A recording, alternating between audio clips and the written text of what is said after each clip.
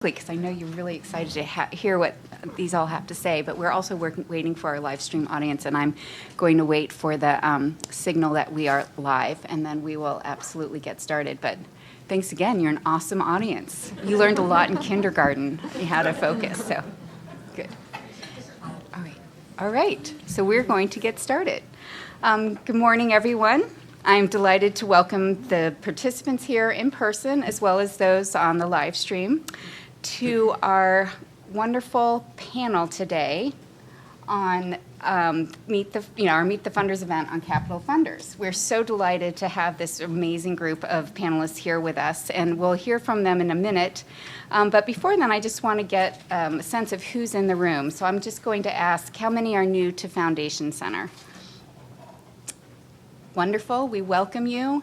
And not sure about who's new and on the live stream audience, but I'll just give a brief overview of who we are, just so you know where you are and why you're here. We are Foundation Center West, which is a regional hub of Foundation Center, a nonprofit whose mission is to strengthen social sector by providing knowledge on philanthropy in the U.S. and around the world. Our strategic priority at the regional level is to connect nonprofits to the resources that need to thrive. And we consider resources to be data funding tools, which one can access upstairs at our library, as well as through our Fin partners around the Bay Area and across the world, as well as trainings and convenings such as the one you're attending today as the Meet the Funders event. I wanted to give you a heads up of another Meet the Funders event, since it seems like you all are interested in that line of work, but we are going to be having another one next on November 30th on corporate philanthropy. So I hope that you all can join. If you go to grantspace.org, where you registered for this program, you'll learn more. Just a bit of housekeeping before we begin. We will start with a moderated conversation with our panelists before opening it up for questions from those here in person, as well as those on live stream. So those who are on live stream, you can just put your question in the chat box, and we will get that question out here to the audience and to the panelists. And then for those in the room, so that the people on the live stream can hear, we're going to ask for you to line up here and ask your question from the podium. Just to let you know, it doesn't matter what you're wearing, you will not be on screen. You'll just be there asking the question. So we'll start doing that, and so start thinking of your questions. I'm sure you already have many. And now, on to the program for why you are here. We are so thrilled to have these three wonderful representatives from foundations here in the Bay Area who have capital projects as part of their funding strategy. I'd like to welcome Judy Powell, who is the Vice President of Programs at Pacific Foundation Services, and she will be speaking about Bothin Foundation, which is a foundation client in their portfolio. I'd also like to welcome Diana Dealey, who's Grants Administrator at William G. Irwin Charity Foundation. Yes. And then Ashley Roderick, Program Officer at Correct Foundation. Please join me in welcoming them.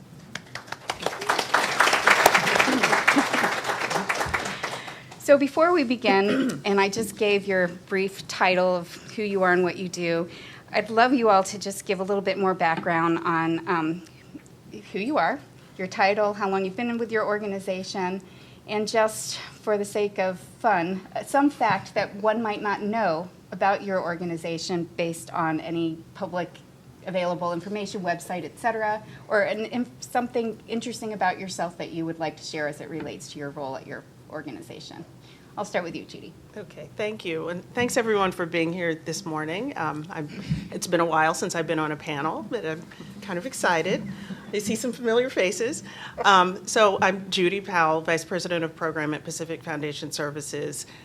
We are a management services company for family foundations. We work with about 35 different foundations, providing everything from program support, and by that I mean we provide program officers, grants management support, and accounting support. And we have 3 offices. The main office is in San Francisco. Second office is in Palo Alto, which is where I'm based most of the time, and then a third office in Santa Rosa. Today I'll be talking about Bothin Foundation, which is our very first foundation, and funds for capital. And fun fact, Maybe many of you know that the San Francisco office is a dog-friendly office, and we have some rules around that. But often when you come in, you will find dogs running up and down the office hallways, begging for snacks. And but you know, they're cute. Thank you for that. I'm Diana Dealey. I am the grants administrator and office manager for the foundation, the William G. Irwin Charity Foundation. I've been there for 25 years, 18 years as the assistant to the executive director, and for the last 7, I have been the person in charge. We don't have a website. I love that question because people are like, I've been looking for you and I can't find your website. And I'm like, that's because we don't have one.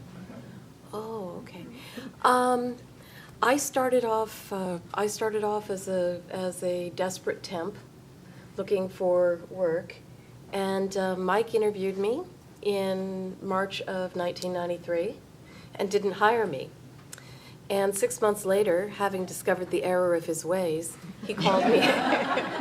He called me up and he said, "Please come work for me." And outside I'm like, oh yes, that would be really great. I'll start on Thursday because my birthday's Wednesday. Inside I'm like, yes, a job. Anyway, that's my story. Thanks for sharing. Hi, I'm Ashley Roderick. I'm a program officer at the Correct Foundation. Correct Foundation's been around for about 40 years, doing grant making in the Jewish community, and then also some general Bay Area strengthening in the arts and culture, K-12 education, higher education, and a little bit in health and human services.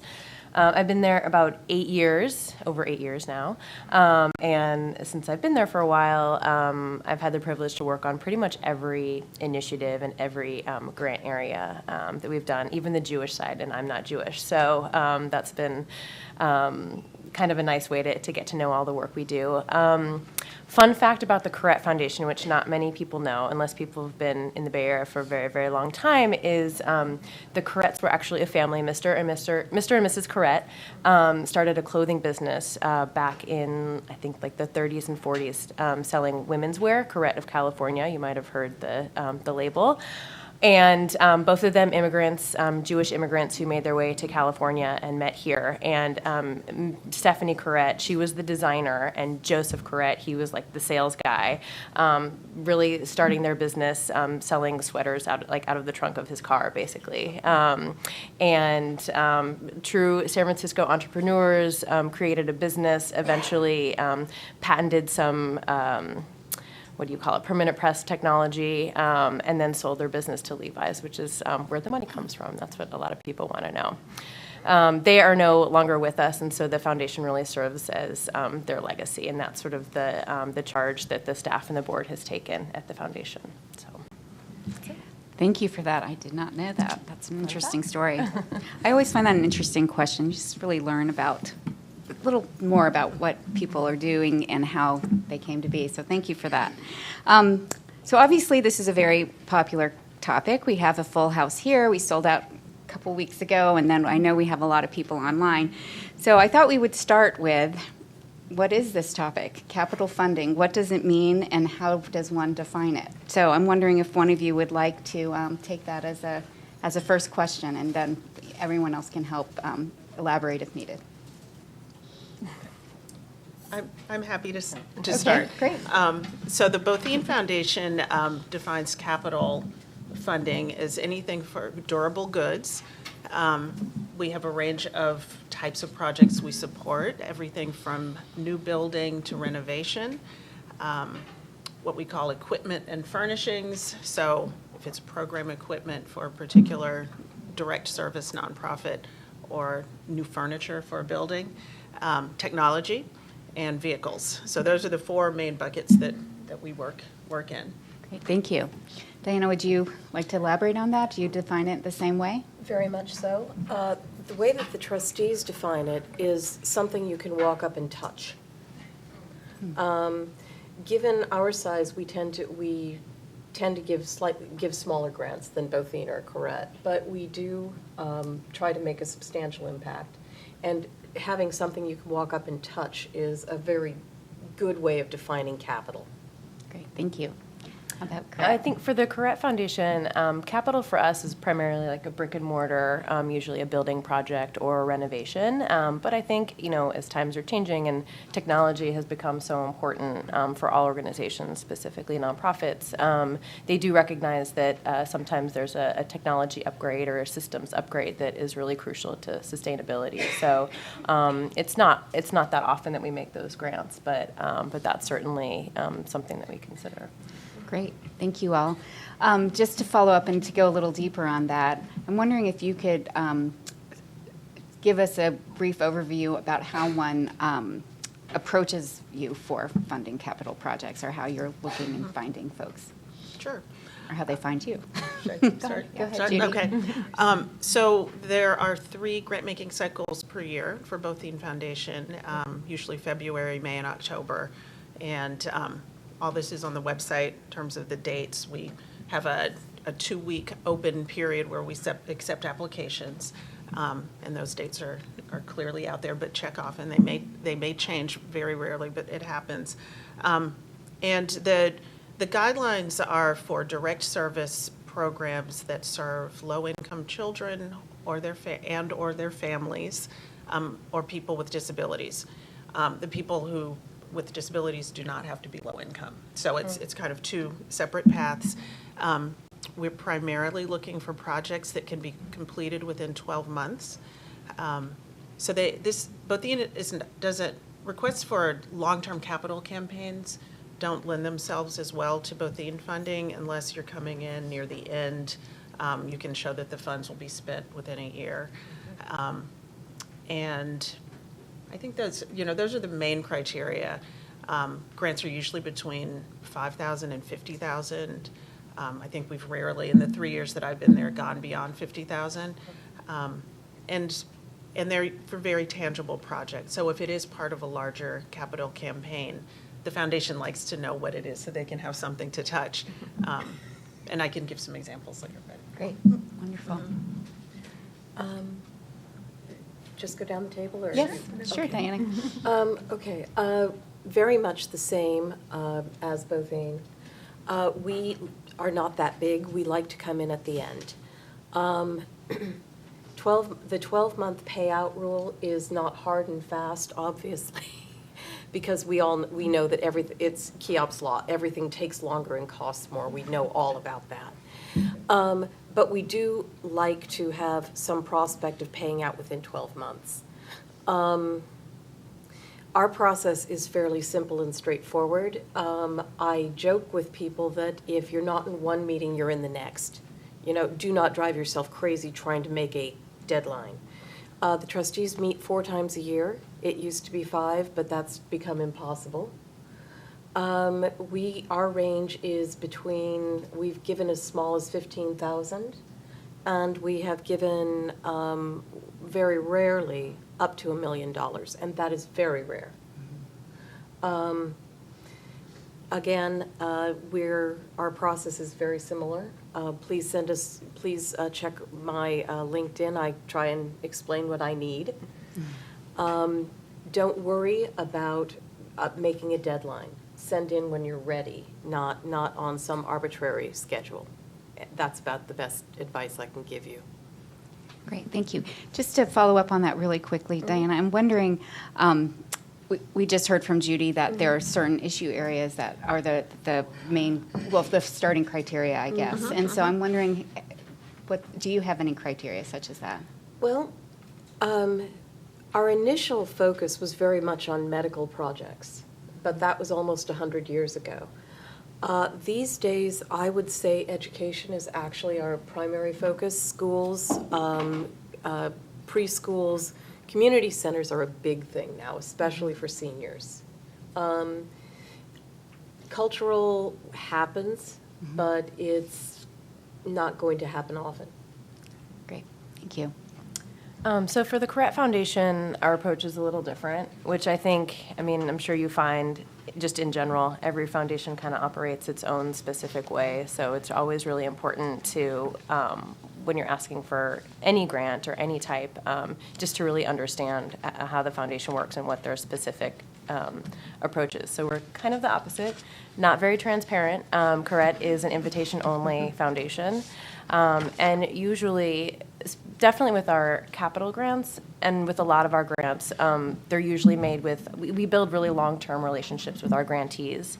And so we're usually funding projects, maybe it's a new project, but it's a grantee we've known for, for 10 years and worked with for 10 years.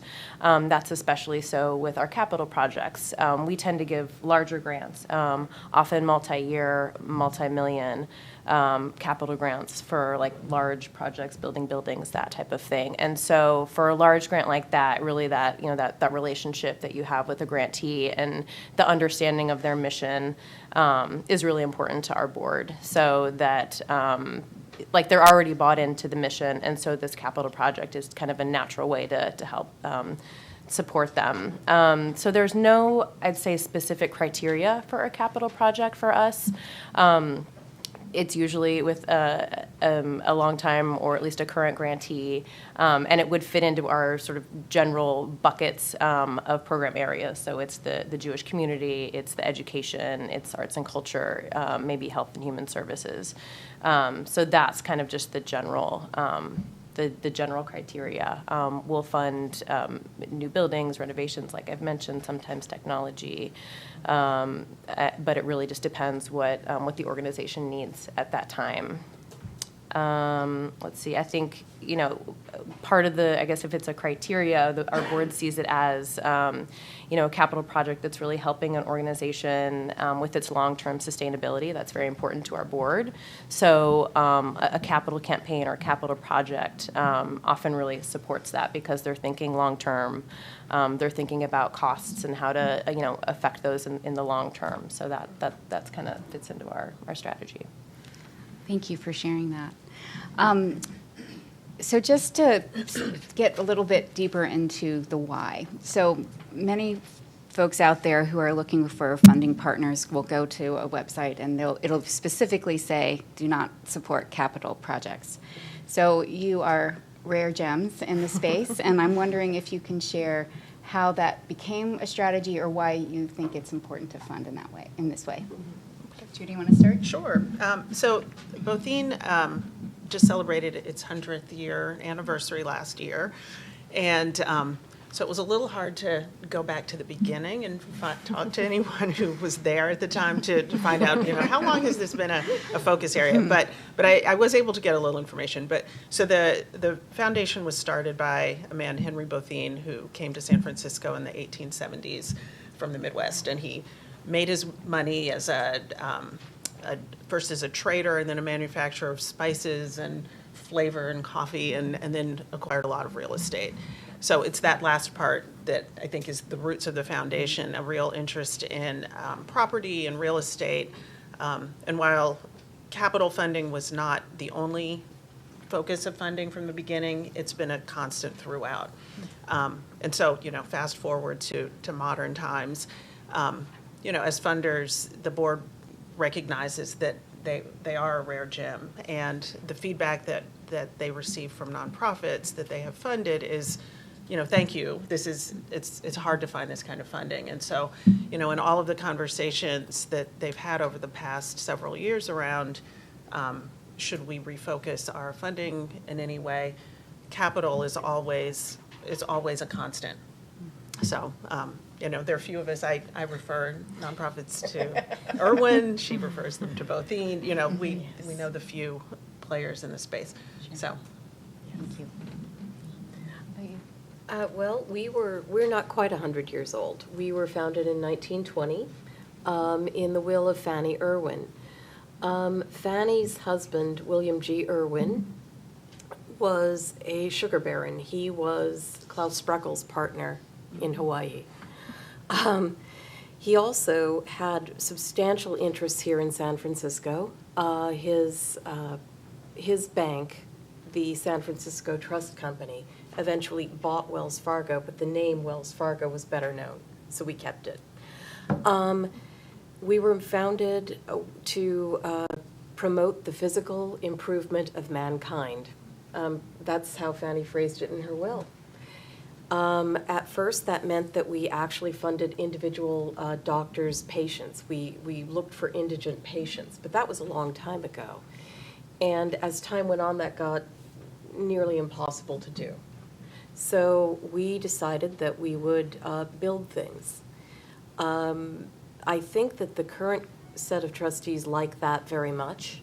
It's very tangible. It's something that they understand very well, and that does not require backgrounds a specialist background in science, for instance, or, I mean, you can walk into a lab and you may have no clue what the lab does, but you can look at the equipment and see if it's properly placed, you know, good solid foundations, so on and so forth. That you can touch, that you can walk up, you can say, this is something we can do. That's a big reason that we don't do a lot of program. First of all, that ties up funding badly. Once you fund a program, you kind of have to stick with it. Once you build, but you can help build something, and that maximizes your impact without tying up your funds for the same funds forever. It's a big part of it. So originally, I mentioned the Correct Foundation. The Corretts passed on and didn't have any children. So I think originally capital projects for us and for our board were their way of carrying on the Correct legacy. So when you name a building or a room or an auditorium with the Correct name, that name is out there. So I think that's how capital funding came to be a big part of what we do. I think it's continued to be a part of what we do, a little bit like Diana was saying, compared to program funding. You know, you plan to build a building, you build a building, it's done. It's very concrete. It happens usually, and it's just a very straightforward process. So I think that's why it's continued to be a part of what Correct does, even though we also fund program support. And like I mentioned before, in terms of long-term sustainability, financial sustainability and financial planning is very important to our board. And so a very thoughtful and well-executed capital campaign really speaks to that. And I think that's why our board continues to focus on that. So I want to reverse the question. Why do you think other funders, or not as many funders, fund in this space? If one could project, or just your role and at Pacific Foundation Services, if you can provide any context as to why that is such hard funding to get.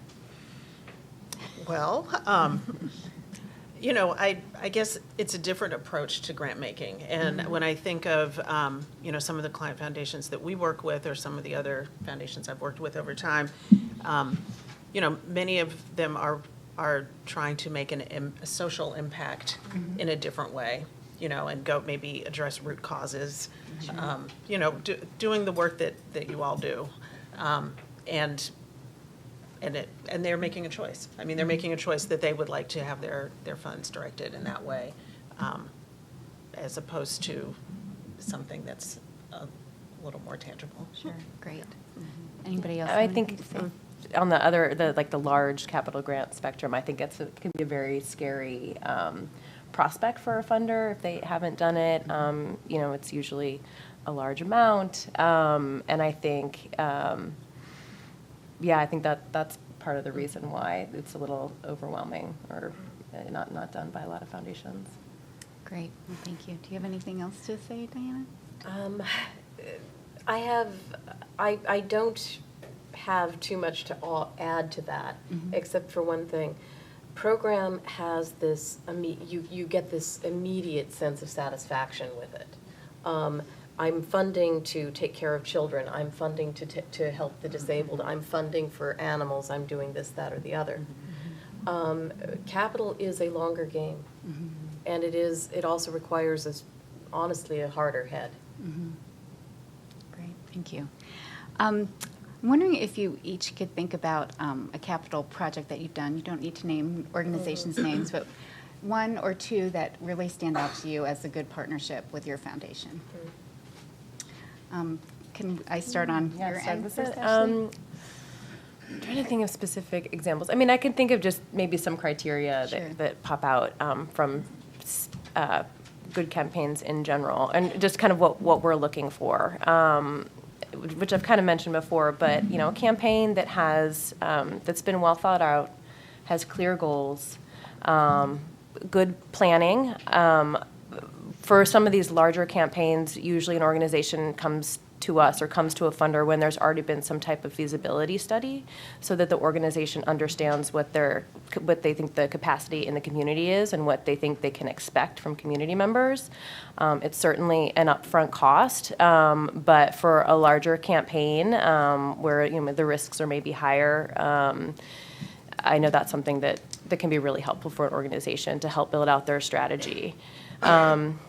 Let's see. So understanding that planning, and if an organization comes with a clear plan and timeline, like for instance, okay, we're going to raise half of the money during the silent phase, and then we're going to go public after we raised half of the funding, which will probably be this time of the year, and then we're going to ground break when we've raised this amount, which will be this time of year. I know that those plans don't always work out. Fundraising is tricky. Construction costs are shifting. But at least to know that an organization has really thought about the plan. What I also like to see is that the organization has thought long-term about the impacts of a capital campaign. So if they're building a new building and their capacity is going to double, what's that going to do to the operating budget? Has that been built into the capital campaign? Is there an additional piece that's for increased operations, or do they have a specific fundraising plan that's going to match that? So just kind of understanding the thought that's been put into it, which can come across in many ways, but that's what we like to see.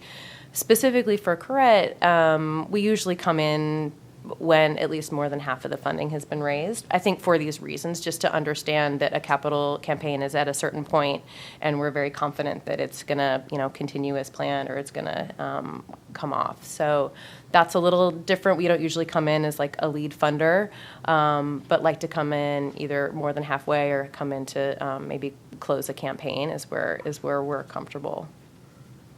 I hope that answers the question. Thanks. Anna, did you have Grants that have stood out for me in particular, the huge impact that a not very large grant can have for a struggling school. We funded a small school in Oakland. They wanted to upgrade their kitchen. It has made an immense difference.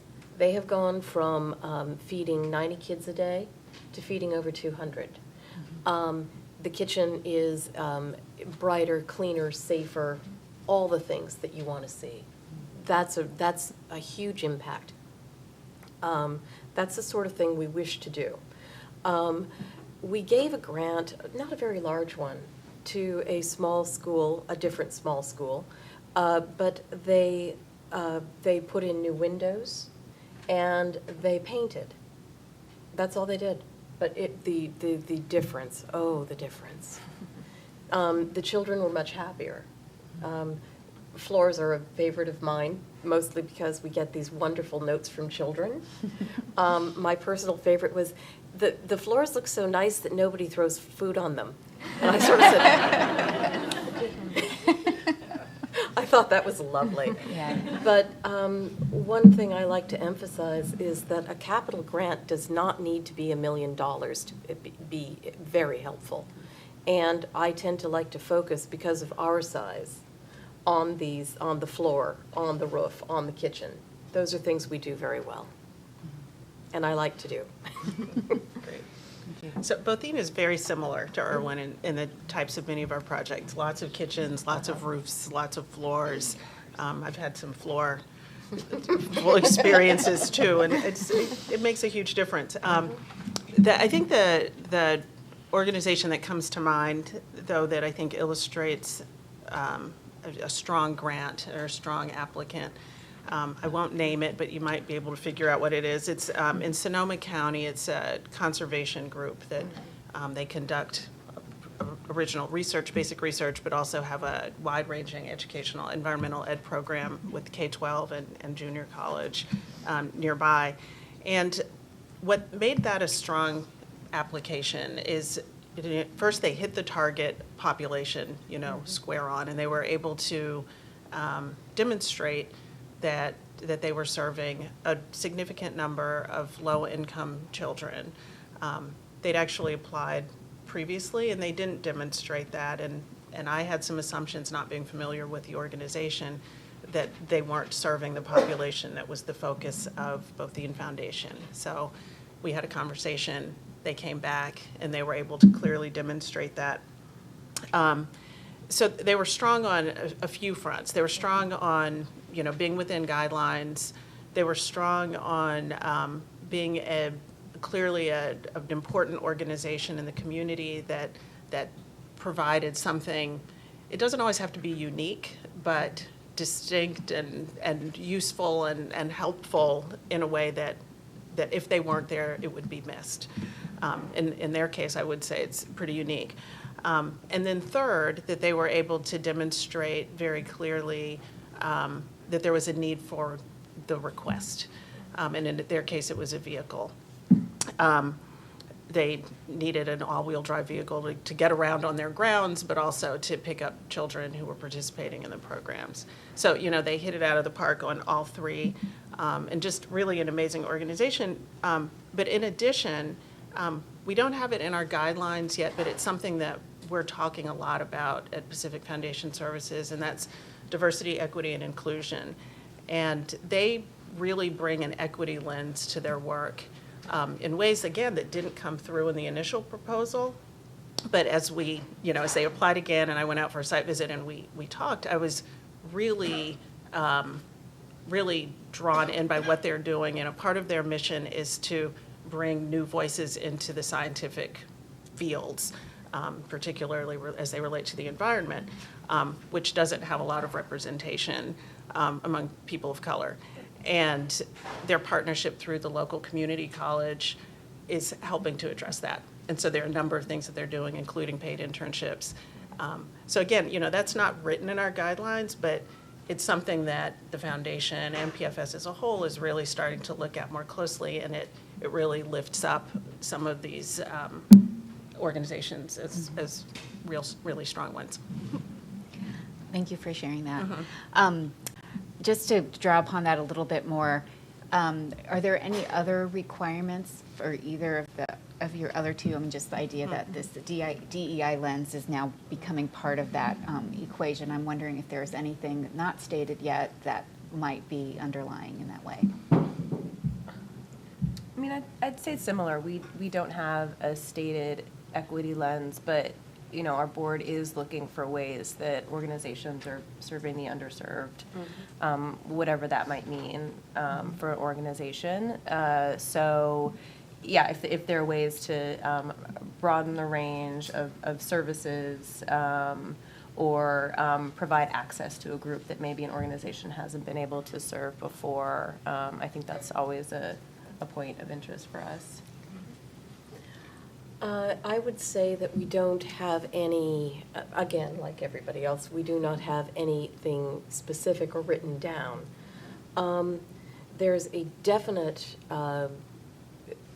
interest in livability, I think, would be the best way to put it, especially in urban environments. That isn't explicit. It's something that has been discussed. The idea being, for instance, if we decide to partner in a park improvement, what we're looking at is not, is how does this help the people who live around that park live more comfortably, live more happily, have more community. Equity, I don't know if that's a word I would use yet. I do think, however, that the word livability is one to think about with us when coming to us. Great, thank you. So each of you have stated that your sweet spot, if you will, is towards the end of a middle campaign, end of campaign. And I'm wondering, as you're getting applications, et cetera, are you counseling potential grantees or grantees on anything else, like we'd love to see a matching gift at this point. We'd love to see, what are the other things to demonstrate or help you feel comfortable with moving forward with a capital grant? We don't counsel in that way. I think Ashley kind of referred to this. We ask that the permitting process, at least, is significantly underway. And even so, we've had many grants go beyond that 12-month period. But I think, we're not really, we don't think of ourselves as capital campaign funders, as more as funders of discrete capital projects, if you get the distinction there. But it's only, I think, around the permitting process and, come to us once things are likely to happen. Any other comments on that? I probably counsel people more than I think you get a chance to. I spend a lot of time talking when people come to me initially. All too often, I get people come in and they're very early in their process. They haven't even spoken to a capital campaign consultant. They haven't done their feasibility study. When that happens, I very strongly advise them to do that. That is a really important part of the process. We are not in a position to make a lead grant. We simply aren't. Lead grants are going to end up being really key. You can never have too many really nice, large lead grants. You just can't. If you can get to the 50% mark in the quiet phase, you're doing so very well. If you can't, well, that's fine. That happens. One of the things when I'm talking to people, I say, when you have reached that point where you go to a party and everybody dives behind furniture, that's the time to come to us, because we're the people you get. Maybe you don't get that much. Maybe you only get 50,000, but you can say, well, the Irwin Foundation gave us this. Do you think you could give just a little more? And that will keep you from becoming a social pariah. Anyway, that's one of the reasons we like to be at the end, because we aren't that big. We can provide leverage with a smaller grant, and let you guys finish your project.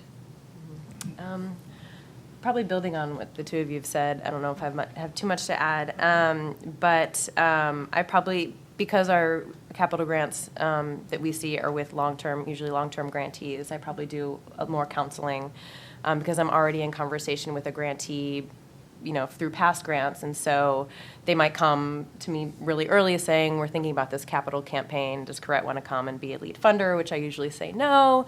We like to come in at least more than halfway through, but at least we can have the conversation. I can explain to them sort of where we might be comfortable coming in. So it's usually some of the money's been raised, whatever level they plan to ask us for. We want to see that there's maybe another peer organization that's come in at that level.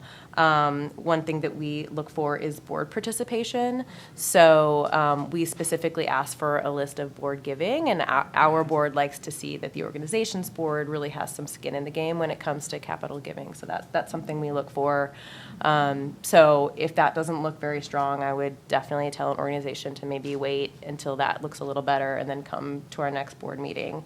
Let's see, what else? In terms of counseling, in terms of matching grants, that type of thing, I like to let the organization take the lead. If there's a particular range of gift they're having a hard time getting, or they're at the point where it's kind of at the end of the campaign where sometimes the momentum's slowing down, if we can somehow help with a matching grant, either matching any funds or matching a specific fund, maybe we can match, an increase in gifts, something like that.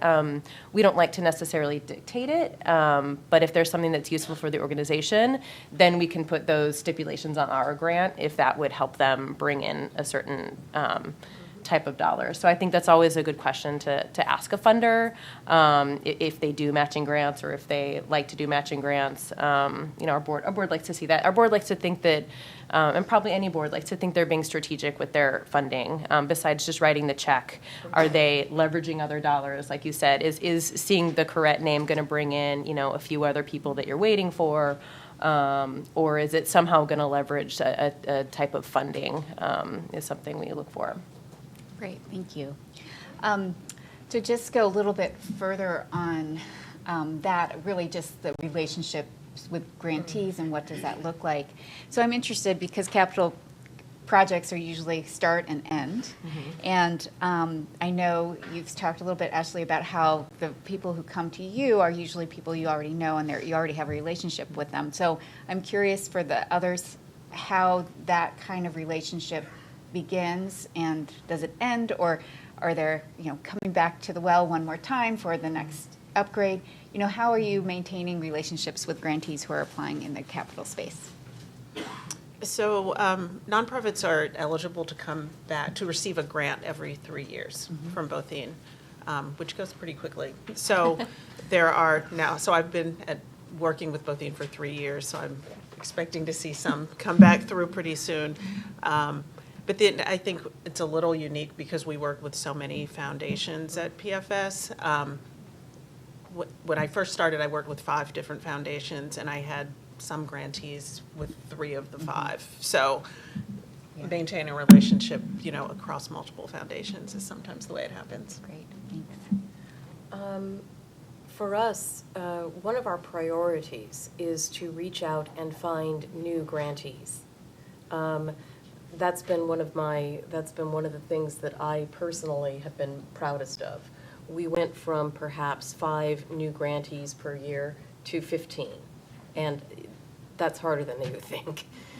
I recognize that development is a matter of relationships, but we appreciate it when you come back to us after 2 years. But we also want to see some new faces. We want to see new requests, new organizations. I'm still going to read your financials very closely.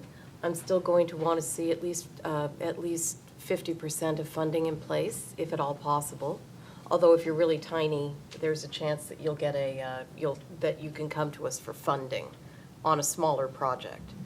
But yes, we want to see new grantees, and we want to see the old ones back again, both. But more new. We always want to see more new people. It's good for us. It's good for you. Well, and if I can add something, if you've completed this capital project, you now have this new focus point that can serve as a way to continue the relationship.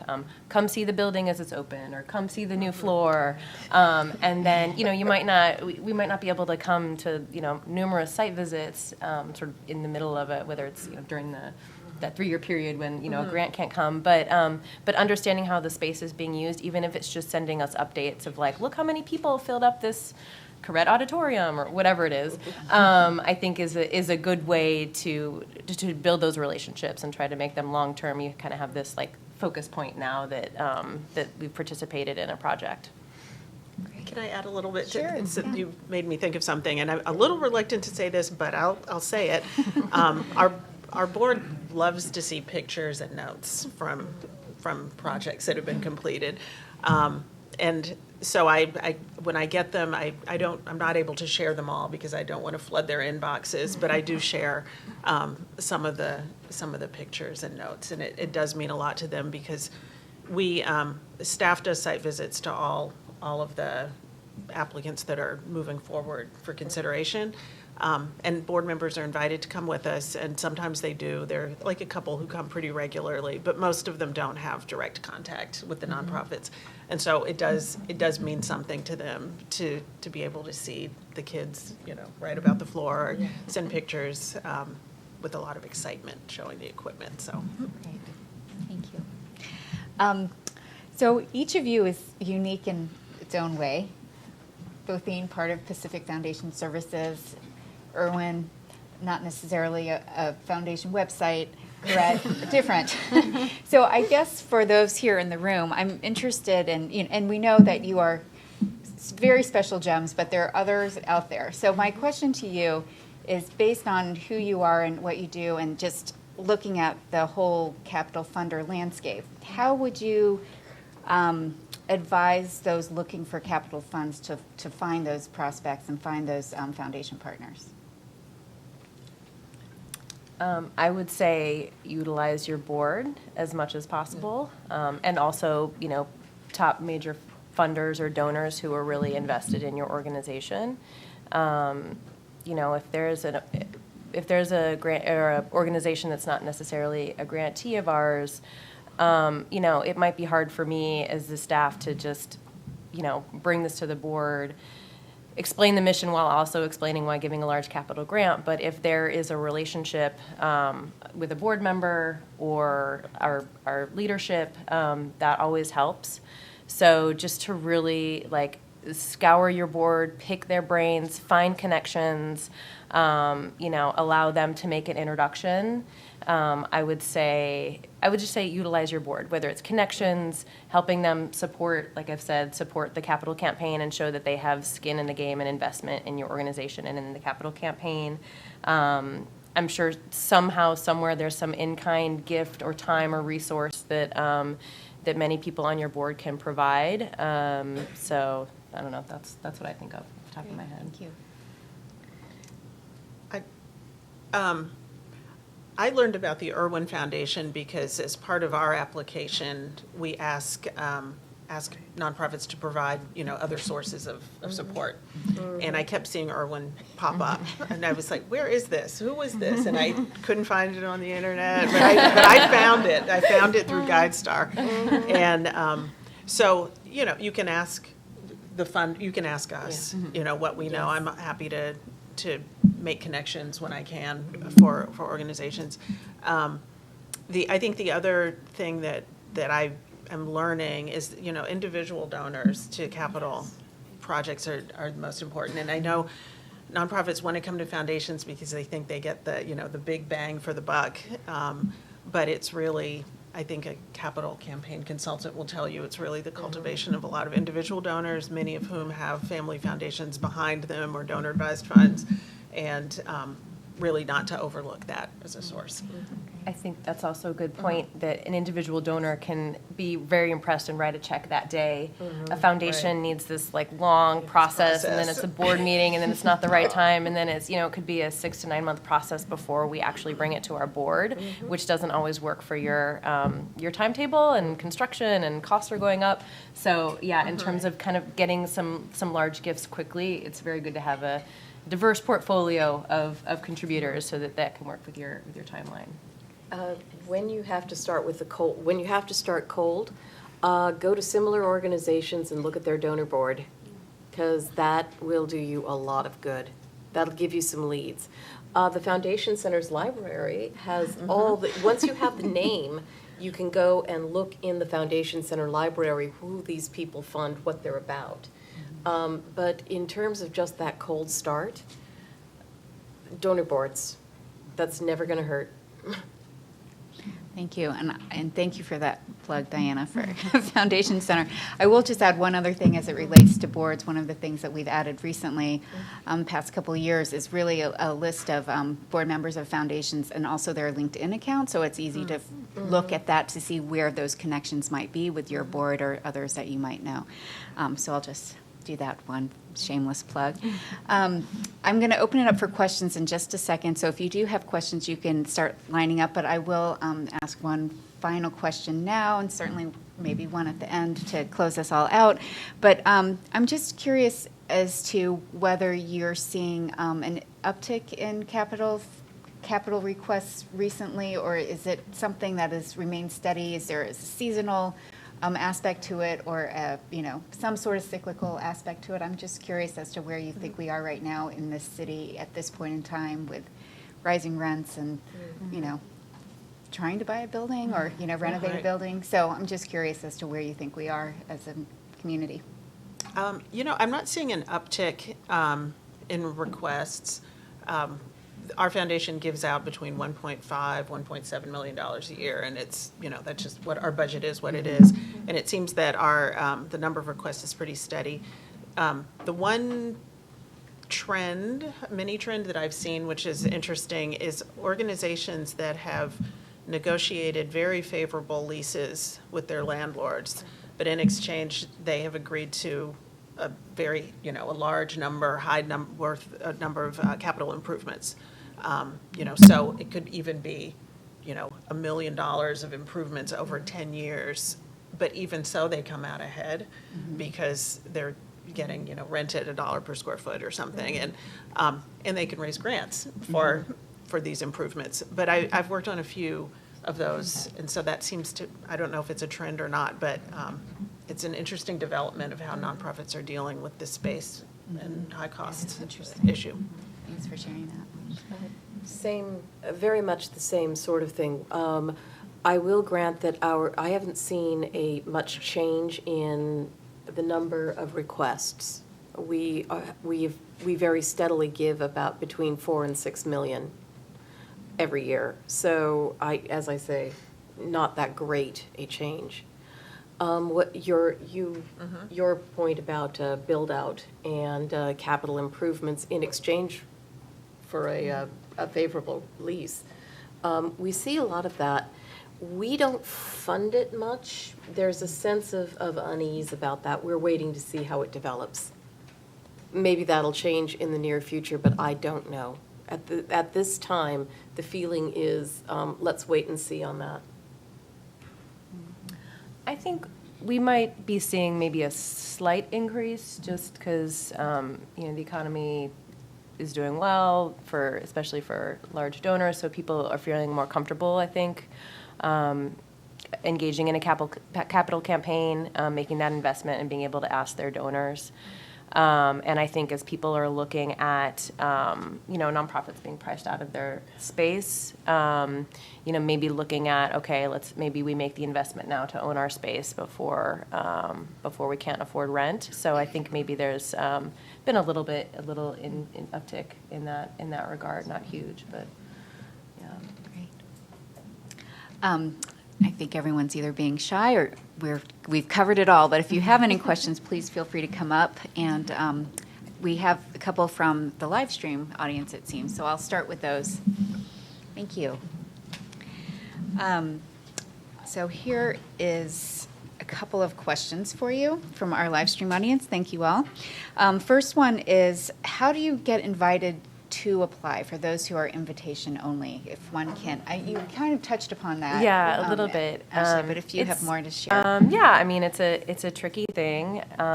It's a relationship thing. That's why it's usually through some kind of connection, whether, a friend of a friend that I know, a friend of a friend of a friend of a board member who sends along some information.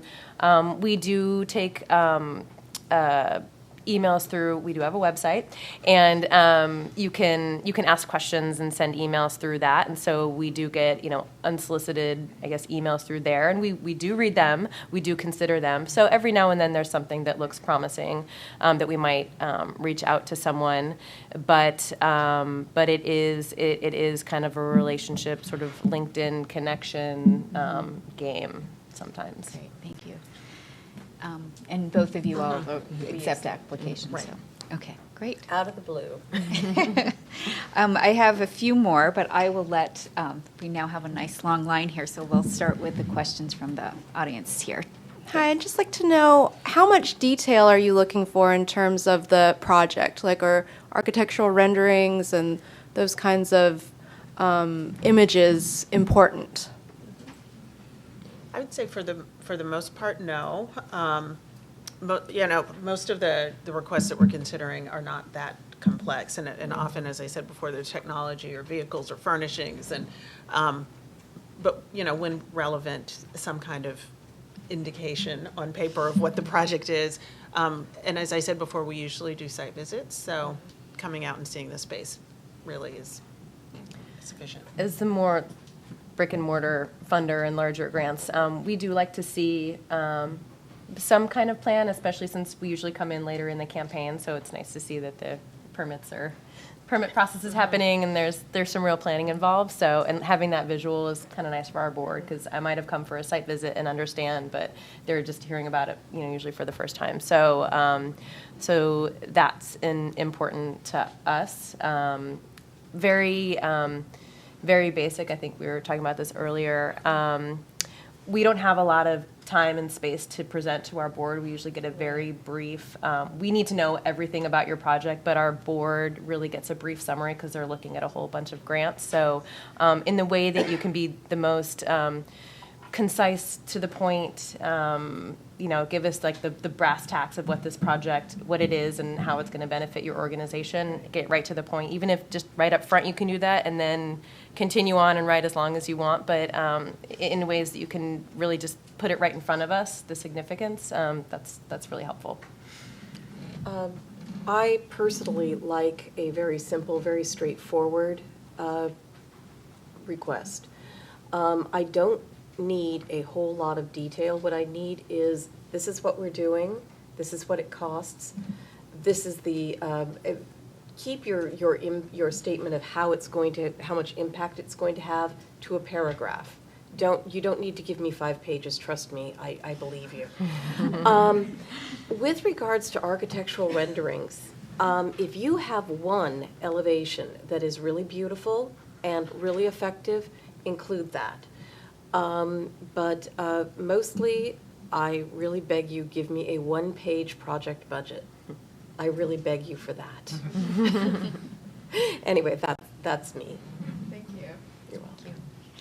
Take another question from the in-person, and then I'll continue on with it. I'm Allison. I'm with an organization in San Francisco called Performing Arts Workshop. We're in the silent phase of a small capital campaign for a new space we're moving into that the city actually owns. And we're 45% of the way to goal. So thank you for confirming that we're not doing terribly today. And that 45% has come from the funders that we have strong partnerships with, that who fund us on an annual basis with general operating funds. And so when we went to them, it was very much a bricks and mortar, we need to fund things because we give you the general operating funds on a yearly basis. And so in terms of our campaign, that money we have raised so far has pretty much covered all the bricks and mortars, and we have what you spoke to, the operating costs left that are going to help us be stable in the first 3 years we're in the space while we work on our other income streams to support the programming.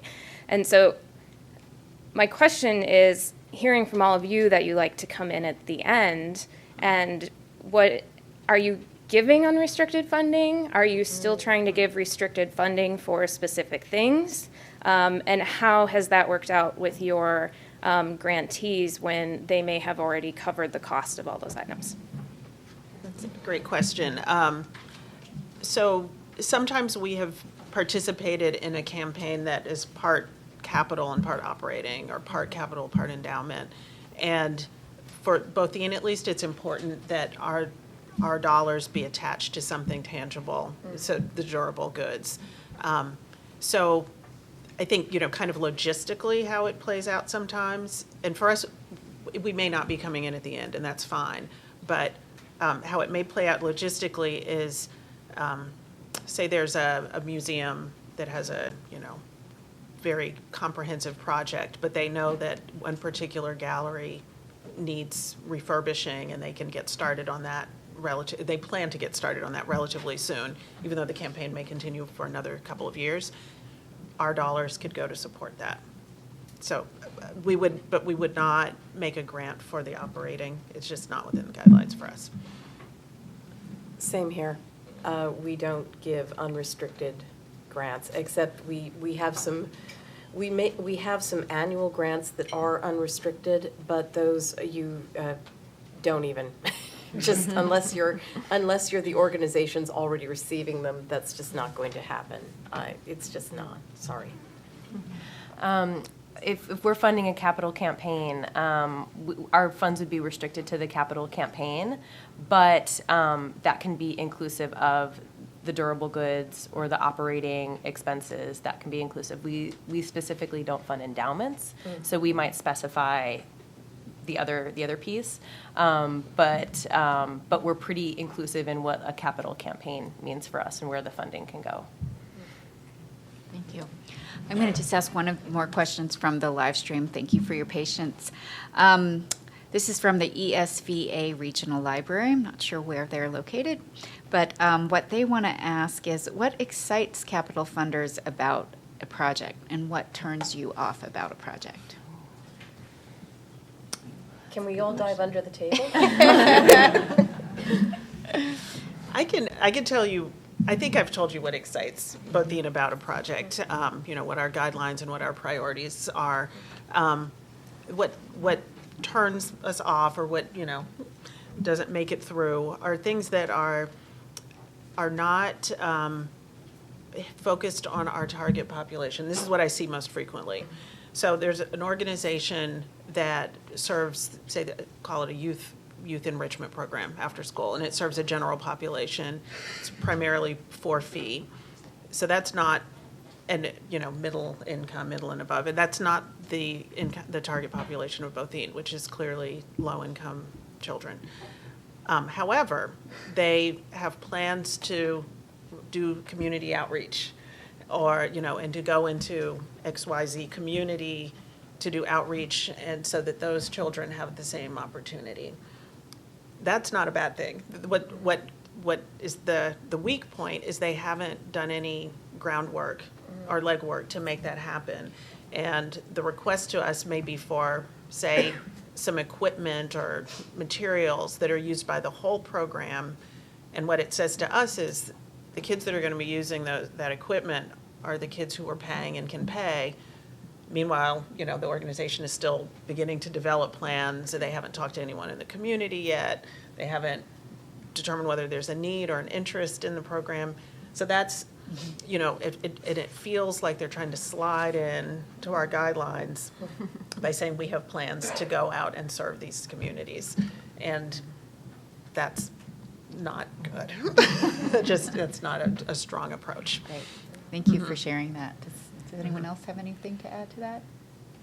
Not really. Okay. Add the same thing. If it's not a clear fit into our funding, or what's important to the foundation, that's tough. Or if it's clear that this is a place where philanthropic funding is really going to have an impact, then we get excited.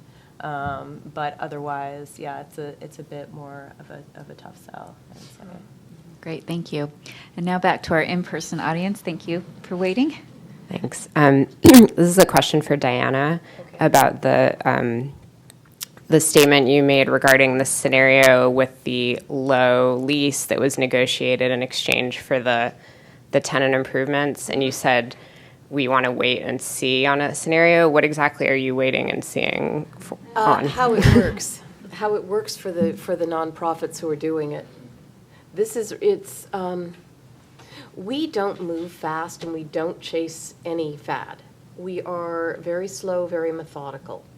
When we're looking at an idea like this, what we are looking at is, okay, well, yes, but you have a 10-year lease and you're being asked to put $1.5 million in improvements. What happens in 10 years? Does the landlord say, well, thank you so much for all this lovely work, bye, or what?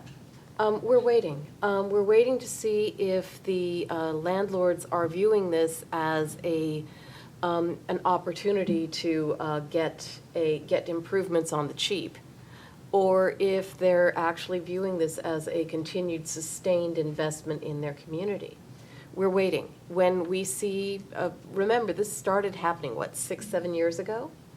That's about right, 6-7 years ago.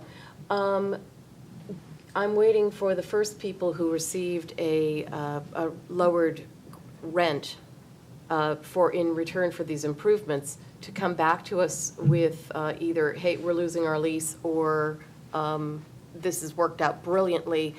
May we have some funding to do this improvement that we had delayed, or this expansion that we had delayed? We're waiting. We are not hasty, I guess is the best way to put it.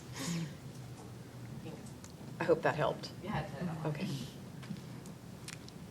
Thank you. Hi, Neil Zarchin, Food Bank of Contra Costa and Solano. The projects you've talked about having funded are really exciting and really dramatic. New kitchen for a school, a vehicle that's going to be used for direct service, and that's really clear. But do you have any advice for how to apply for projects that are more mundane, such as space for more cubicles in a growing organization, or employee parking in a suburb that has neither public transportation nor sidewalks?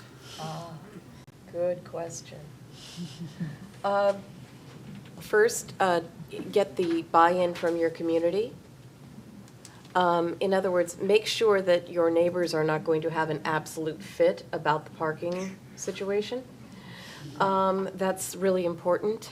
Then raise at least some money towards the improvement. Then come in with, this is needed for these three very practical reasons. Emphasize, I have never seen that emphasizing safety, convenience, and better service as being bad reasons. Those are very good reasons. Think of those. Expanding your administrative space, that's always a little on the tricky side. The best way to justify that is an expansion of service.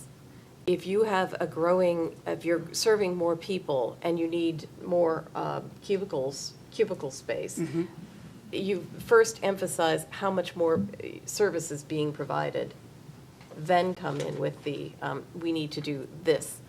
With regards to office space.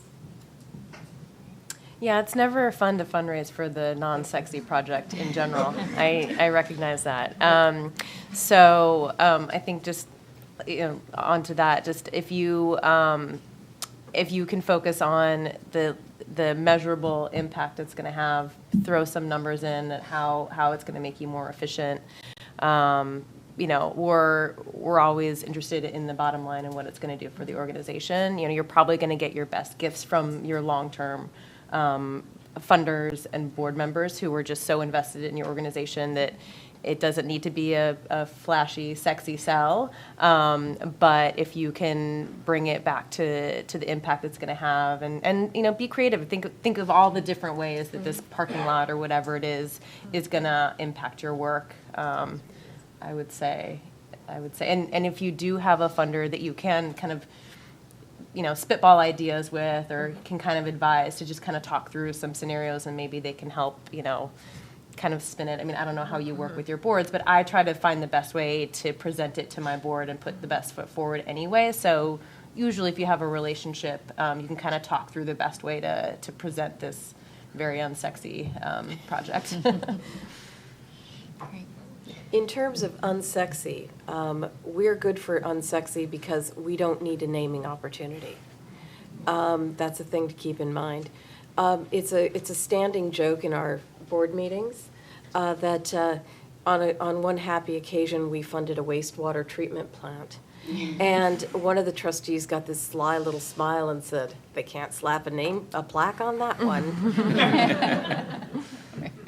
I think you're bringing up an interesting point about the recognition, and it's come up a couple of times. So maybe we could just go down the line. Obviously, Diana, you've just responded to that question, but just Judy and Ashley, what are the requirements for the funding for capital for you? No requirements. The foundation never seeks it out. Sometimes it's offered, and sometimes they accept.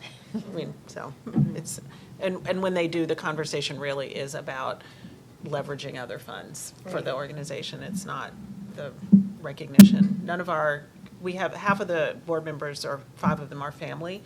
None of them have the Bothian name. It's just so. I think our foundation has moved away a little bit from the naming recognition. I think we lead with the appropriate size of the gift and the significance of that. And then sometimes if there are naming opportunities tied to that, we'll have that conversation. But I think it's a very important question to ask whoever you're speaking with at a foundation. Is this important to you? Is this something we can work on? Will this drive a certain amount? Will this bring you in earlier? Or I think that's, it's certainly fair to ask and, be frank about it. If naming is important to a foundation, they're happy to talk about it. So I think it's a good question to ask early on once you're talking to a foundation. Thank you. Would you like to ask your question? Yes, thanks. I'm Andrew Page. I work with California Shakespeare Theater, and we have a number of different sorts of capital campaigns, and I'd love to get your thoughts about strategically how to group them for what would be the most, assuming that everything else was in alignment, what would be the most attractive to you? And they're like, one is that we did a capital campaign about 10 years ago, just before the crash. We did conclude that and we have a great theater out there, but we have parts that we wanted to do at that point. So is it good to just sort of rethink that whole thing and roll it in with the new things, or continue that program?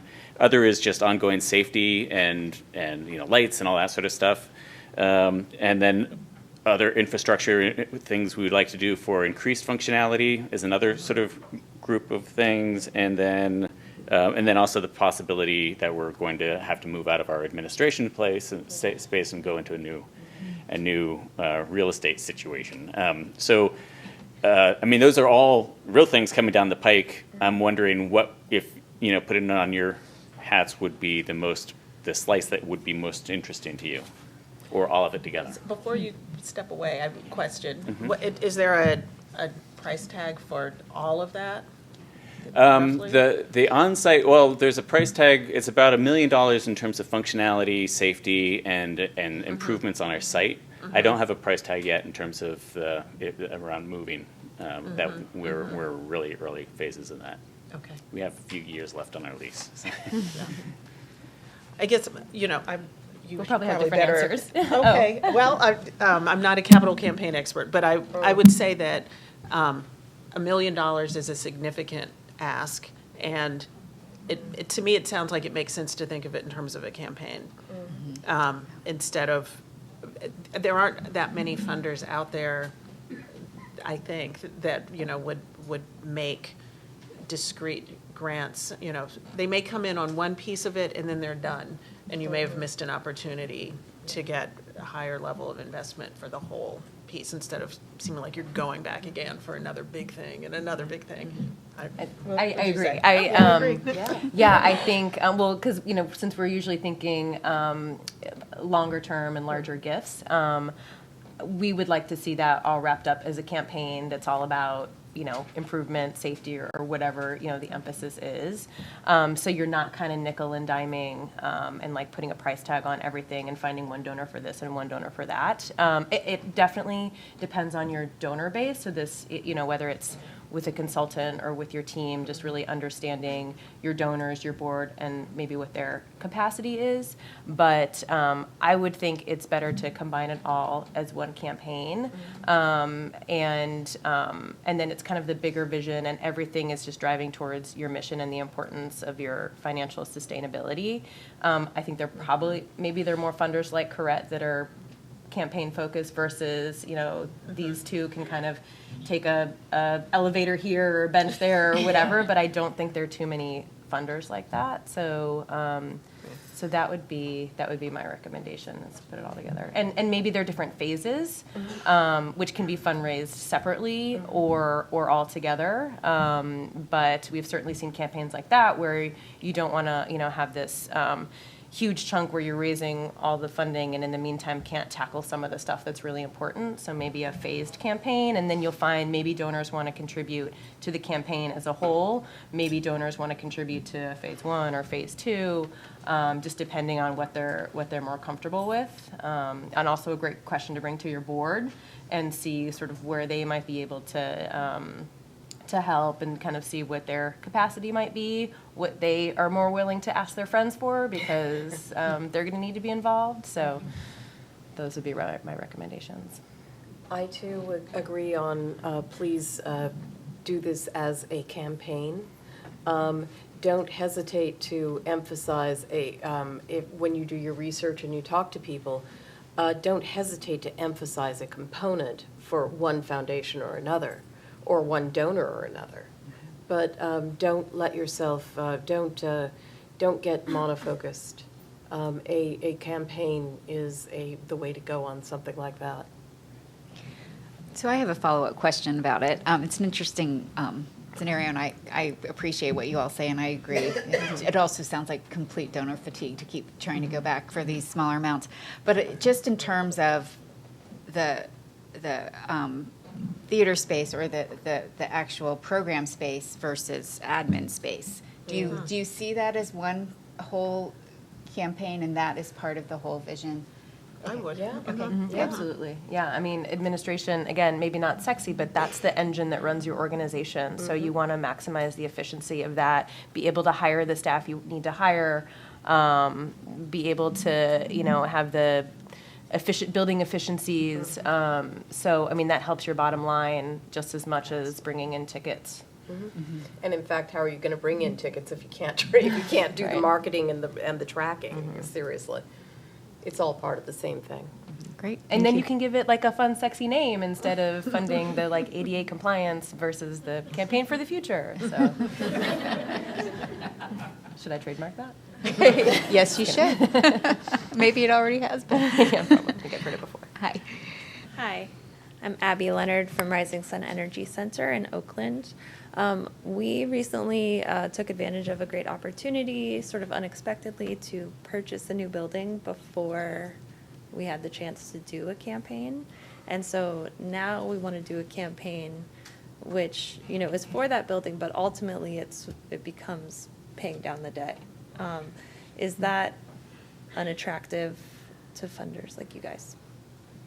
Well, we do mortgage reduction, yes. It may not be the vast sums, but we do it. So do not hesitate to come in. That's great.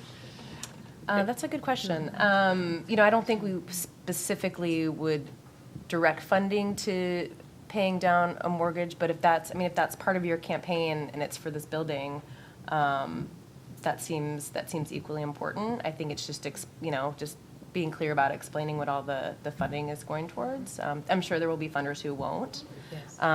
But a lot of times organizations come into these windfalls and you need to, take an opportunity when you have it. And so then it's just, being responsible about how you're going to fund and pay that down.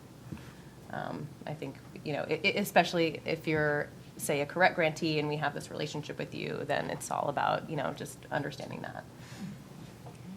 Yeah, but unfortunately, it would not fit in the Boeing guidelines. Would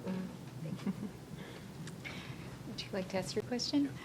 Hi, my name is Michael Stoll, and I'm executive director of an organization called the San Francisco Public Press. It's an independent nonprofit news organization. We produce a newspaper and a news website, and we have the opportunity to expand into radio and audio production.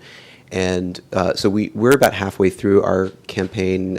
We've raised $75,000 from a foundation, and by next summer we need to match that in order to build a radio studio.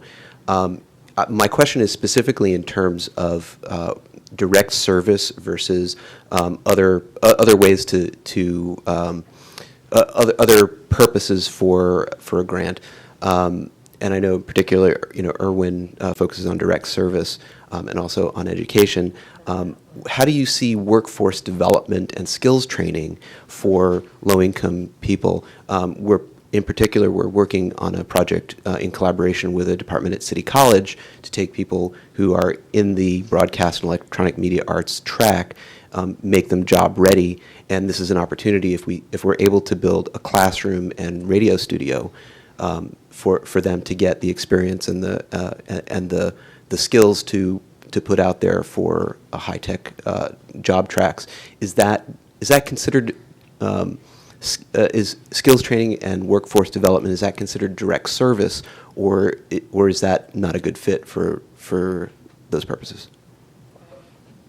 For boating, that is considered direct service, and we have funded some workforce development projects when they demonstrate that the client base that they're working with are majority heads of households with children. So, for us, it's getting back to that target population of families with children. And so I think there's someone in the room today we funded along those lines, that most of their clients were women who were mothers of children. So, yes. Specifically, your project, I would not suggest you submit a full proposal. I would I would talk to you, I would see where you stood. But honestly, we would be more likely to do that as part of a community center. And if you were offering support to a community center and you wanted to build a classroom in a community center, that might receive interest. But a standalone working with a program at City College is probably not a good bet. We don't do much workforce development at Correct, but just, as a funder, to me, the workforce development would seem direct service enough. I think it's just the particular fit with an organization. Yeah, it's going to be about direct fit. Thanks. So if anyone has any more questions, please feel free to come up. I have another one from the live stream audience, and if the live stream audience, you have any more, we do still have a few more minutes if interested. So this question, and I don't have a lot of context, so I'm going to build some context around it, just to understand it a little bit more clearly myself. I think it's an interesting question. It's, what is your advice for a brand new organization starting a capital funding campaign? So, I have some thoughts, but I'm not the expert, you are. So I'm just interested. So I'm thinking, maybe it's some organization that needs building now to be able to start their services. That's what I'm thinking. And if live stream, if you have any more clarification you want to give, feel free to go ahead. But why don't we start with that? And I'm interested to see if it is a brand new organization just starting, got a 501c3. Obviously, I would say that's probably minimum, but I'm sure there's more to it. Is a capital funding campaign what one should be doing as a new organization? I'm going to pass that one down. I mean, without knowing the context, I would probably advise against that. There's so many things that a new organization needs to figure out and get established, and there's probably a lot of enthusiasm and maybe some gifts in the beginning. Are you going to be able to come back to your donors again and again? Specifically, if this was coming to Correct, I would certainly want to see some track record and strength of the organization, a really solid foundation before getting into a capital campaign. Probably large or small, just depending on the organization. There's so many moving parts with a capital campaign. It's a different kind of ask, especially if it's bricks and mortar these days. They're difficult to plan. They rarely stay within budget. They rarely happen on time. So you need a lot to fall back on. So I would probably advise against that. Me too. I think that brings up the question as to when is the right time? Like, what is the right size? I think a lot of people who come to see us at Foundation Center are sometimes starting out, small organizations, 500K and below in terms of budget, et cetera.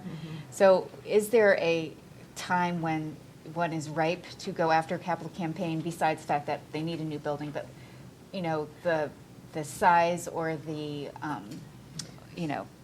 age of an organization, does that play into it? What are you looking for in that regard? Well,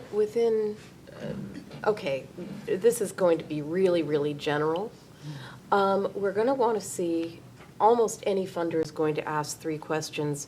How long have you been around? What is your financial situation? Especially, are you carrying a lot of debt? If you're already carrying a lot of debt, I would pay that down before starting a capital campaign.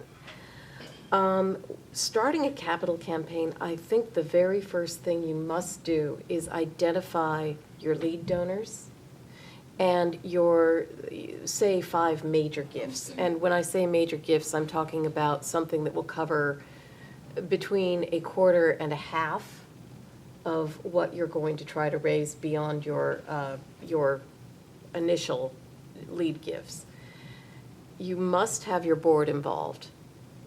Even if a member of the board, even if your board members are not wealthy, if your board members can at least pledge to give $1,000 within a year, that is an extremely good gift, and it indicates a real dedication. Not every board member has a lot of money. We all know that.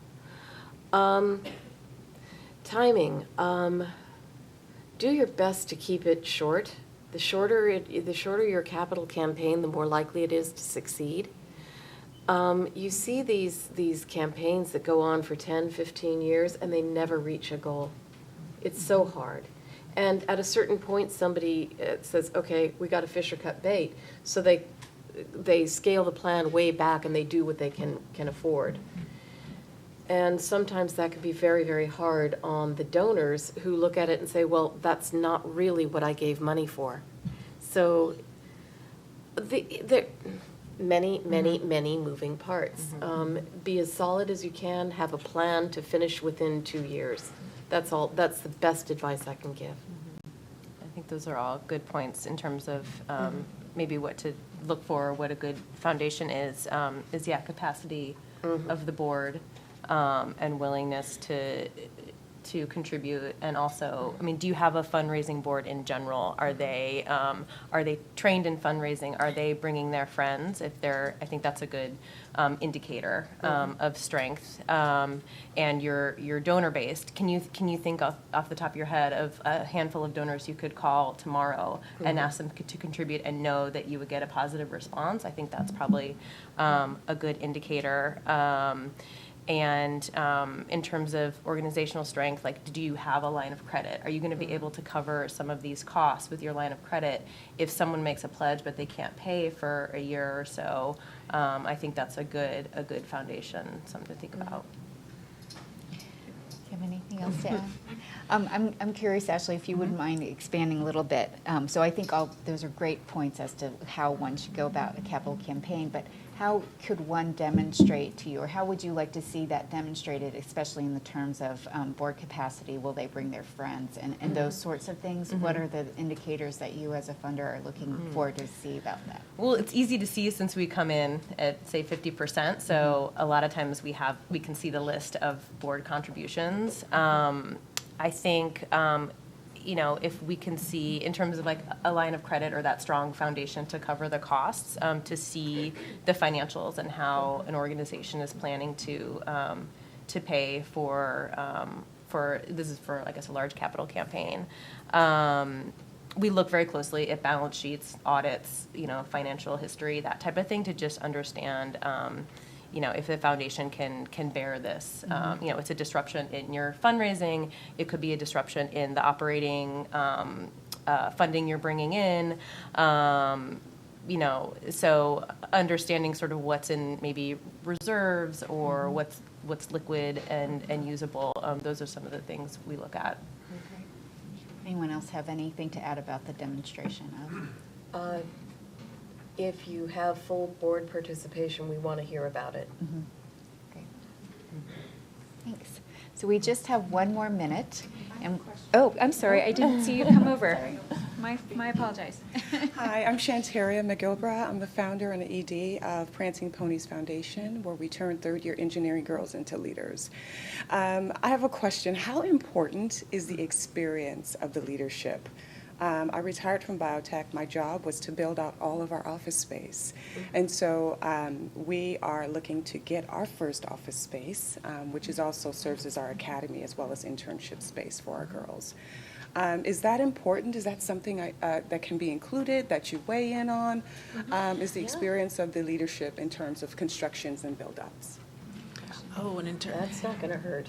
That's unusual to have that experience. But I think, what we do look for in all the applications or proposals is that the organization has the capacity to do the project, and that can look very differently for different organizations, whether it's the ED has the direct experience, or there's someone who's on the staff who, is a facilities person or on the board. Sometimes for big projects, that's been really helpful as well.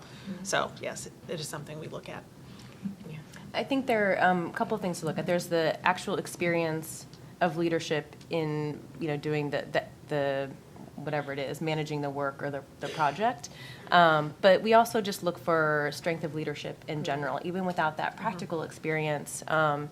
If you know that there is a charismatic leader, executive director, or even, a program director, or someone on staff who just really inspires people and can speak to a group of donors or speak to an event, and people are just like, sign me up to that project, that goes a long way too. So I would say the practical experience is great, but that's actually not always necessary. It's just, a visionary leader in some way can really have a powerful impact on a capital campaign, but in fundraising in general, obviously. It's nice to see somebody with real experience, hands-on, but we are going to be looking at your team. Do you have a stable team? Do you work? Are you all committed to the same vision? Are you going in the same direction? There's going to be an element of that. Great. Thank you for that question. We're just at time, but I just wanted to give each of our panelists one last time to just say a takeaway. What do you want people to leave this room knowing about capital funders or your funder? Well, let's keep it general. What do you think that someone should know about going after this type of funding? Well, I guess I would close by saying that there are capital campaigns and there are capital projects. And funders there's a lot that a nonprofit needs to consider for each, and they are different. Our foundation, I know you said keep it general, but our foundation really focuses on capital projects. And we welcome you, if you fit in our guidelines, to please approach us for funding. That's why we're here. And we try to be as transparent as we can about the process. Thank you. Capital and equipment requests need to be really straightforward. Avoid at all costs going on and on and on about all your programs. Mention your programs briefly. Get onto the project. When you're sending in a request for capital funding, your projects are great. Your programs are wonderful. We know that you're working really hard. We appreciate that. But what we need to know about is the project itself. That's the big thing when you're seeking funding. I'll go a little broader, kind of coming back to my social work background, which I'm sure relates to a lot of the work you do day to day, is focused on like your strengths-based fundraising. Instead of trying to fit a campaign into something that someone's going to want to hear, there will be some of that, I'm sure. But look at your strengths as an organization. Look at your strength of leadership. Look at your strength of board, your staff, your vendors. Like, think of all the different ways that people can contribute to a capital campaign, and either start with that or at least don't lose sight of that. It might take your campaign into a different direction. It might provide a different emphasis on what you're fundraising for. But I mean, we are invested in the mission of your organizations. We are trying to strengthen that work.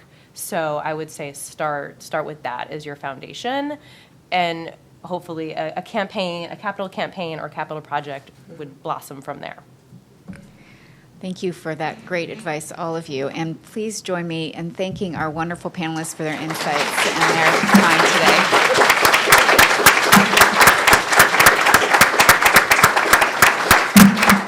Thank you. That concludes the program.